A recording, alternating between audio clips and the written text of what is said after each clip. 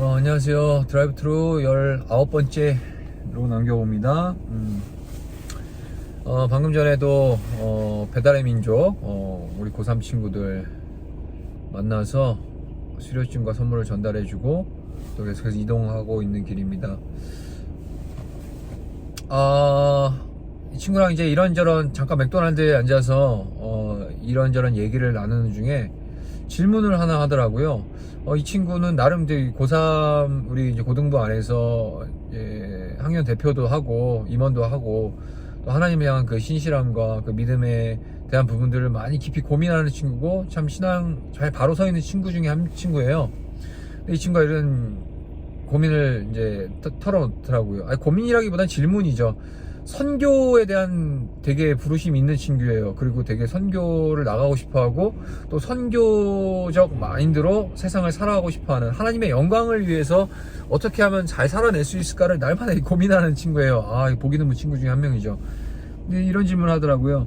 자기가 선교사로서 살아가기는 조금 어려울 것 같은데, 대신에 이제 자신의 삶에서 어떻게 하면 선교사님들처럼 좀 더 이제 선교적 삶을 살아갈 수 있을까라는 그 고민 속에서, 왜냐면 대학 입시를 좀 이제 대학 학과를 이제 고민을 해야 되고 이제 학교를 들어가야 되고 이제 청년의 삶을 살아가는 데 있어서 많은 선택의 이제 기로에 서 있는데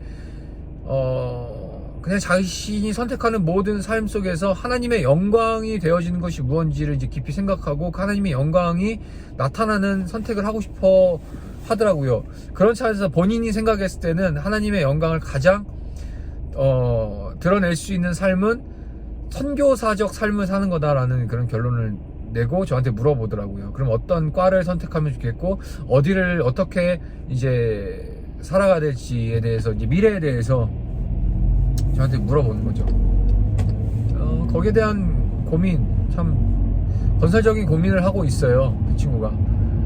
근데 제가 대답해 줄 수 있는 거는, 이 친구가 바라는 대답은, 너가 선교적 삶을 사는 것 좋고 선교사의 어떤 그 부르심과 비전이 있다면 얼마든지 이제 참 복된 삶을 사는 게 맞고 선교적 삶을 살아가겠다는 그 각오와 작정을 한다면은 얼마든지 지지해준다. 하지만 단순히 선교사로서 어디를 가서 오지를 가서 또 해외를 나가서 또는 사역자로서 사명자로서 목회자로서 그렇게 살아가는 것만이 선교적 삶을 살아가는 건 아니다 라고 얘기를 해줬어요.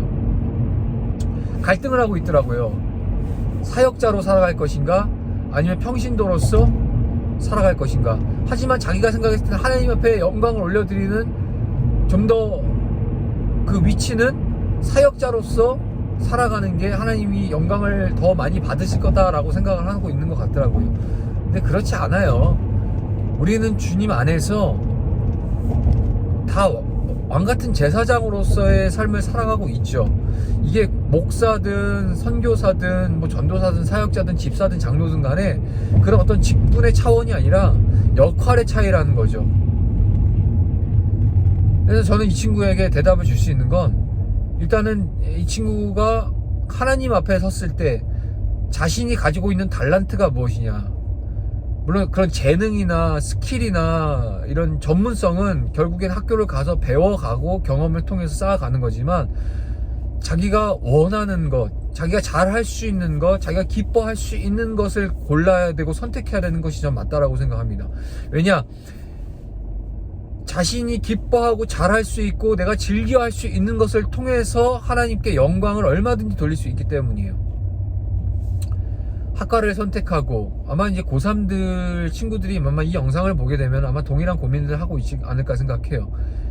일단은 수능을 위해서 그동안 열심히 공부해왔고, 이제 수능 시험을 치렀고, 이제는 학교를 고민해야 되고, 점수에 맞춰서 이제 원서를 넣어야 되는 상황인데, 학과를 어디를 갈 것인가, 그 비전과 나중에 이제 자신의 어떤 삶에 대한 추구해야 될 그 미래에 대해서 깊이 고민할 겨를이 없었을 거예요.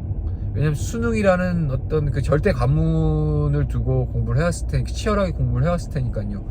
그러니까 이 관문이 이제 지나갔고, 이제는 실제적으로 내가 어떤 학교를 들어가야 되고 어떤 학과를 거쳐야 되는지에 대해서 고민을 하다 보니까, 그러면 내가 그리스도인으로서 하나님의 자녀로서 하나님의 영광을 위해서 살아가야 되는 건 알겠는데, 이 대학을 선택하는 거에 있어서 과연 어떤 것이 과연 내가 하나님의 영광을 올려드릴 수 있는 것인가 라는 고민. 신학교를 가는 것이 맞는 것인가, 아니면 일반 학교를 가는 것이 맞는 것인가 라는 다양한 고민 속에서 이제 질문을 해온 거죠.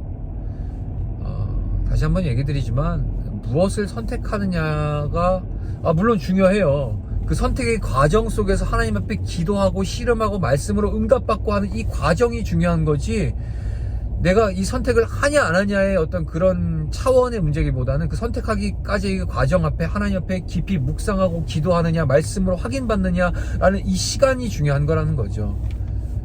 이 시간을 통해서 선택한 거라면 그것이 신학교가 아니더라도 일반 학교로 들어가는 거, 일반 학교를 가고 어떤 학과를 가더라도 그 가운데 하나님 앞에 마음껏 영광 올려드릴 수 있는 삶을 살아낼 수 있다는 거예요.